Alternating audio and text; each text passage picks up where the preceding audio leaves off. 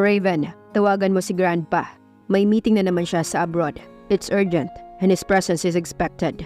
Hindi ako makakapunta kaya pakisabi sa kanya. If he tries to decline it and send me instead, I won't do it. Agad na sabi ni Grayson kay Raven nang makalabas siya ng opisina niya. Buong maghapon siyang nagtatrabaho. Sa dami ng gawain nila, minsan ay nakakalimutan na niyang kumain. Yes, boss. 8:00 na ng gabi nang matapos siya at naayos na ang lahat ng papeles. Raven, tawag ng binata sa sekretaryo niya na agad namang pumasok. Abala din ito sa ginagawa kaya hindi pa ito umalis. Bakit? Agad na tanong nito. Tawagan mo ang security guard. Ipalabas na ang sasakyan sa parking lot. Utos niya saka tumayo na. Sumunod naman ito. Pagkalabas sa elevator sa ground floor, ay nakaparada na sa labas ng company ang sasakyan nila. Kinuha niya mula sa guard ang susi saka sumakay na. May sariling sasakyan si Raven, kaya hindi na niya kakailanganin pang mag-drive. Ilang sandali pa'y tumunog ang cellphone niya. Kinuha niya agad iyon saka sinugot. Han, can you stop by? I was having a trouble talking with some other guy. Rinig niyang wika ng nobya sa kabilang linya. Why is it too loud? Where are you? I'll send you my address. Malambing nitong sabi. Okay, I'll be there in a minute. Saka naman niya pinaharurot ang sasakyan patungo sa address na binigay ng nobya niya. Isang resto bar iyon na hindi masyadong mapapansin. Pinarada niya ang sasakyan sa tabi, saka bumaba at tinawagan ng nobya. He called her many times, but she didn't answer. Nang pumasok siya sa loob, ay napansin niyang hindi naman masyadong matao, but the music is too loud. Kapag may magsasalita, kailangan pang lakasan ng boses. Tiningnan ng binata ang paligid para hanapin ang girlfriend niya, ngunit hindi niya ito nakita. Sinuyod na niya ang buong paligid, ngunit wala. Nahagilap naman ang mga mata niya sa isang sulok ang nakatalikod na babae. He was wearing a fitted long jeans and Hawaiian off-shoulder. He can tell it was Thea based on its looks and features. May kausap itong lalaki na nakakapagpataas ng kilay niya. Masyadong tuon ang dalawa sa pag-uusap at mukhang nag-e-enjoy ang mga ito. Dumukwang ang lalaki saka nito hinalikan si Thea.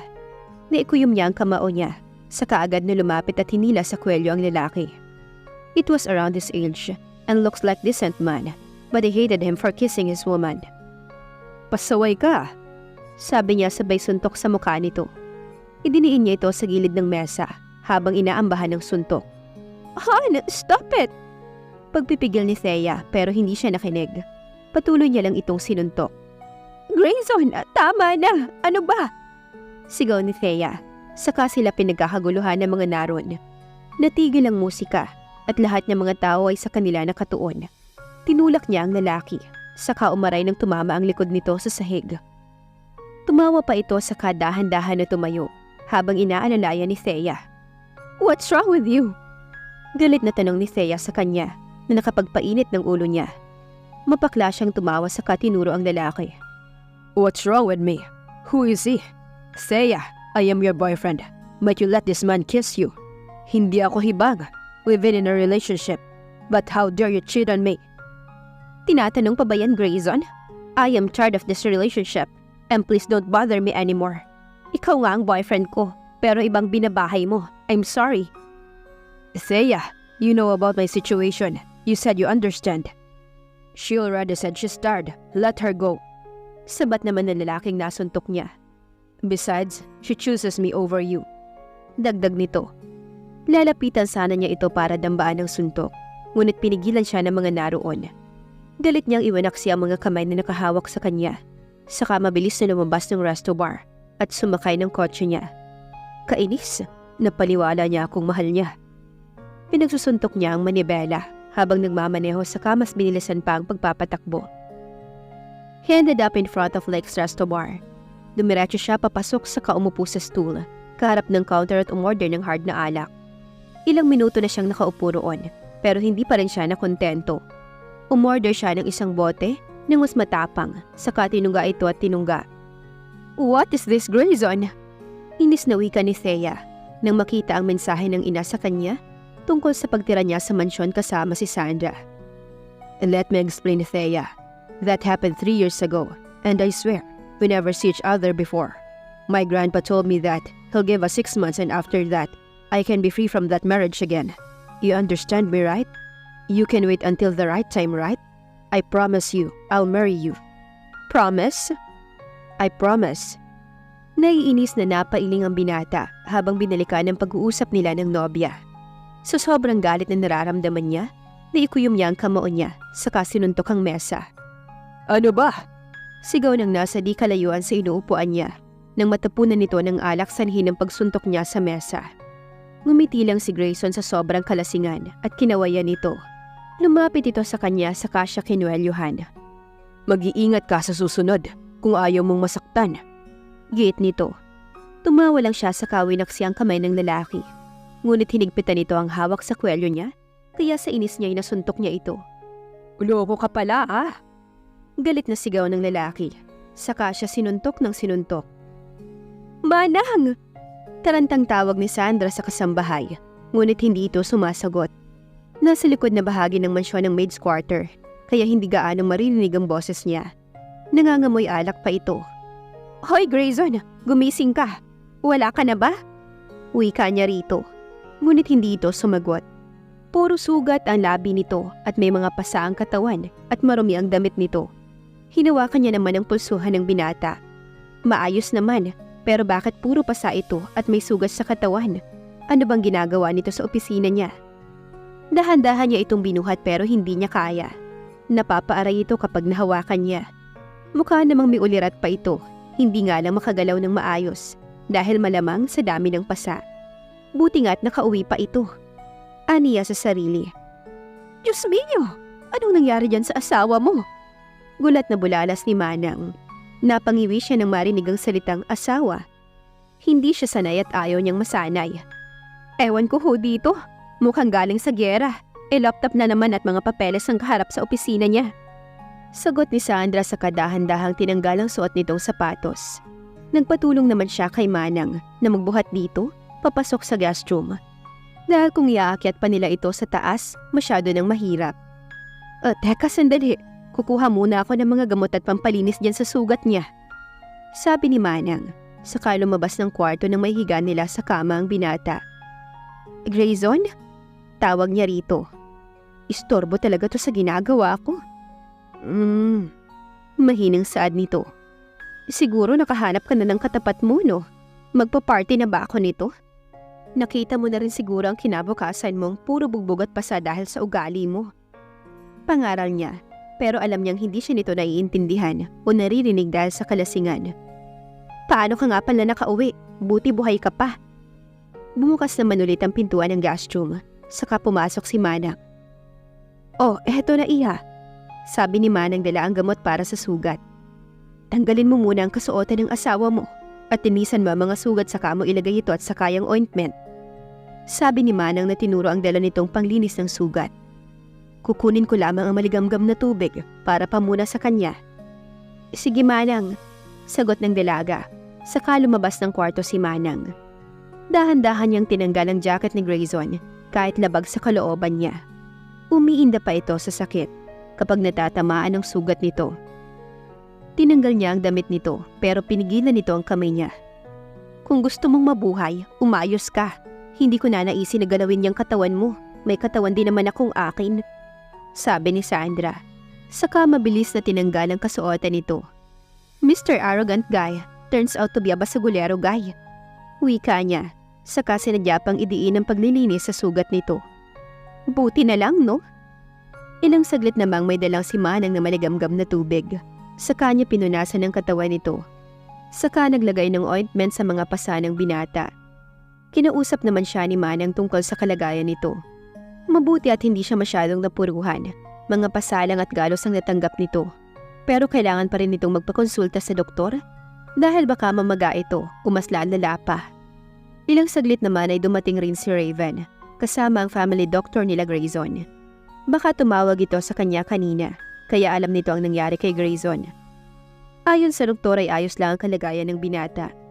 Kailangan lang nitong magpahinga at hindi masyadong gumalaw para hindi masyadong mamaga ang mga sugat. Mahihirapan pa itong gumalaw at tumayo dahil masyadong nabugbog ang mga balikat at binti nito na malamang tinamaan ng matigas na bagay. Maayos rin naman daw ang pagkakalinis sa mga sugat. Siyempre, Dating nursing student si Sandra. Masyado nang malalim ang gabi nang magpaalam ang doktor. Nagpahinga na rin si Manang, kaya mag-isa na lang siya sa guest room. Bumalik na lang siya sa mesang inuukupan niya, saka pinagpatuloy ang ginagawa. 2:00 na ng madaling araw nang matapos niya ang ginagawa niya. Almost 8 a.m., nagising si Sandra sa pagtunog ng cellphone niya sa tabi niya. Naramdaman niyang nangalay ang mga paa niya. Nag-inat-inat muna siya bago dahan-dahang ginalaw ang 2 binti na nangalay. Inikot niya ang upuan, saka tumingin sa taong nakahiga sa kama. Maraming tao ang humahanga sa binata dahil sa pagiging matagumpay na negosyante.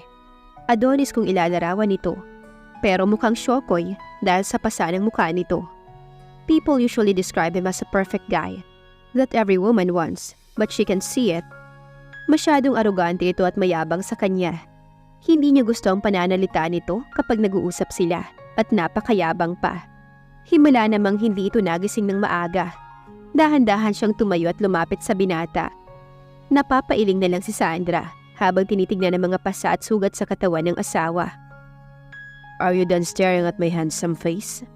Mahinang sabi ni Grayson na nahihirapan ding magsalita dahil sa sugat sa bandang labi. Bugbog na nga't lahat-lahat, mayabang pa rin. Natawa siya ng mahina, saka tumahimik rin nang makitang naaasar ito. Inirapan niya lang ang binata, saka pinag-cross ang 2 kamay na tinignan nito. Pinilit pa nitong umupo sa pagkakahiga pero hindi nagtagumpay. "Need help?" Nakangising tanong ni Sandra na halatang inaasar ito. Hindi siya nito pinansin, saka sinubukan pang kumilos ulit. "Mawawala ka na lang dyan, hindi mo pa maigalaw ng maayos yung katawan mo. Sayang at hindi ka natuluyan. Tatawag na sana ako ng, alam mo na." Wika niya, saka hindi na hinintay na magsalita ito at tumalikod na at lumabas ng guest room. Natanaw naman niya ang tagapagluto, kaya nilapitan niya ito habang abala sa pagluluto. "Manang, yung pasyente magbe-breakfast in bed, hindi na makatayo." Wika niya saka umupo sa stool na naroon. "Naikwento nga sa akin ni Sally. Naku, yung batang yan, hindi niya natuto." "Yun nga po Manang eh, gusto pa atang makoma bago matuto." Natawa sila sa usapan nila, saka pinalibot ang paningin sa bahay. "Manang, si Raven?" Tanong niya habang pinalibot ang paningin sa paligid.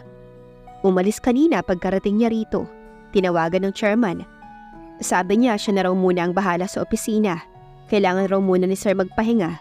Saka babalik siya mamayang gabi kasama ang doktor para tignan ulit siya." Tugon nito. Sige Manang. Ipaghanda mo na lang siya ng makakain. Ako na ang magdadala." "Si Manang Sally po pala, nasaan?" "May hinatid lang sa anak niya pero babalik daw yun."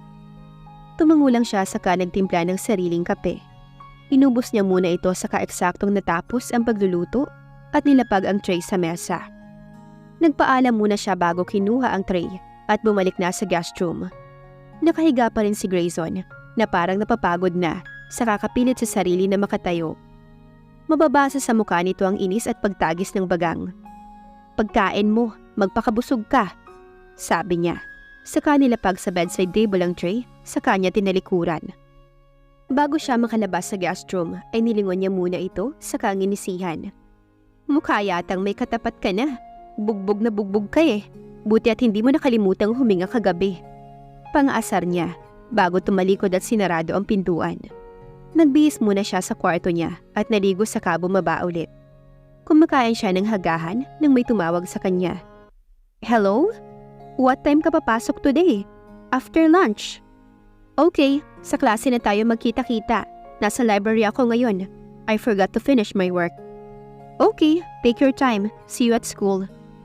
Binaba na niya ang tawag saka tinapos ang pagkain. "I forgot my work. Nasa guest room nga pala yun." Niligpit muna niya ang pinagkainan, saka bumalik sa guest room. Nakahiga pa rin si Grayson at hindi man lang ginalaw ang pagkain. Nakatutok lang ito sa pinapanood na palabas. Nakatayo lang siya habang pinapanood ito. Nagigil ang mga mata sa pinapanood. Lumingon naman ito sa kanya inirapan. "What? Aren't you gonna eat or what? Nag-effort si Manang na magluto niyan kaya kainin mo. Sayang pag ipapatapon lang. Wala akong muta kaya bawal ang ganyang titig sa akin." Wika niya saka lumabas ng guest room. Babalikan na lang niya mamaya ang mga gamit niya sa guest room. Dahil mukha pa lang ni Grayson ay parang may gagawin ng kakaiba. Naabutan pa niya si Manang Sally na may dalang bag at nakadamit panlakad. Nakabalik na yata ito pero mukhang may lakad ulit. Ma'am, magpapaalam lang sana ako kasi nasa ospital yung anak ko, may sakit. Kailangan na magbabantay. Kinausap ko na muna si Rosa na tulungan ka rito. Sabi ni Manang na ang tinutukoy ay tagapagluto nila. Sige po Manang, kami nang bahala rito. Mag-iingat po kayo. Sagot niya saka naman tumalima ang ginang. Bumalik na lang siya ng pag-akyat sa kwarto niya, tsaka nang bihis dahil mag-aalas 12 na ng tanghali. Tinawagan muna niya si Danica, saka bumalik sa guest room. Wala na doon ang asawa niya. Kainis! Rinig niyang sigaw ni Grayson mula sa banyo. Lumapit naman siya sa pintuan dahil may kumalabog mula sa loob ng banyo. You need help? Tanong niya. Hindi naman ito sumagot. Tatawagan ko na lang si Raven at sabihing malala ang kalagayan mo para mapadalhan ka ng lolo mo ng... Yan ang wag na wag mong gagawin, Sandra. Maotoridad na wika ni Grayson kahit nahihirapang magsalita mula sa loob. Okay, kaya mo naman pala eh. Huwag mong kalimutang huminga. Inhale, exhale. Tandaan mo. Sagot niya saka lumabas na ng guest room. Mayabang talaga. Hindi pa lang magpakumbaba kahit minsan. Naiinis sa saad ng dalaga. Kinuha na lang niya ang susi ng sasakyan, saka nagmaneho papasok sa eskwela. Hanggang kailan kaya nila pasasakitan ng isa't isa? Abangan ang susunod na kabanata. Please like, share, subscribe for more updates. Maraming salamat po.